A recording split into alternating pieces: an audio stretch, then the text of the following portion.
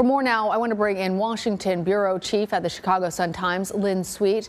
Lynn, you're on the phone with us because you were actually there at the parade. Tell us what you saw.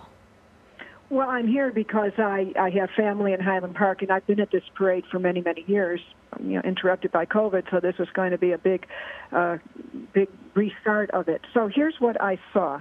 About 14 minutes after the parade started, I saw people fleeing, running away from what would be the main grandstand area, the review stand.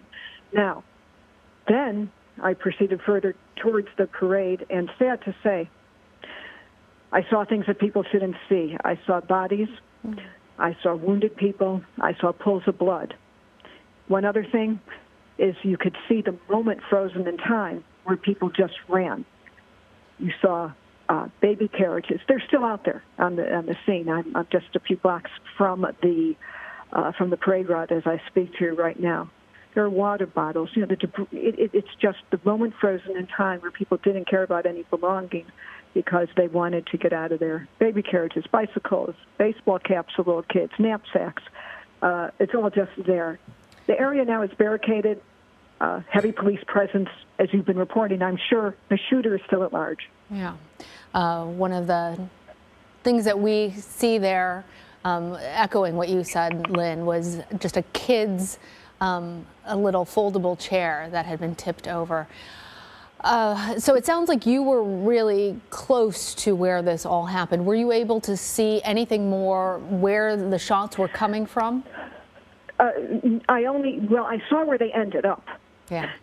And where they ended up was in the area right by the reviewing stand. So whatever the intentionality of the shooter, they picked a spot that was a prime location for the parade, where perhaps the most people might be. So this spot, it may or may not have been intentional. The police have reported that the shots came from a rooftop. It's also the part of the parade route where there are stores, retail, some residential, some mid-rise buildings. We don't know yet where the shooter came from, but you could see how these buildings could present, sadly, the opportunity for a sniper. Lynn, as you say, you have family there in Highland Park. You're very familiar with it. For our viewers who don't know as much about this relatively quiet Chicago suburb, what can you tell us about the community and more about how people are reacting to this there?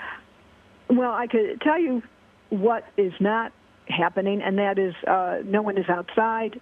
People are sheltering in place, as the police have advised.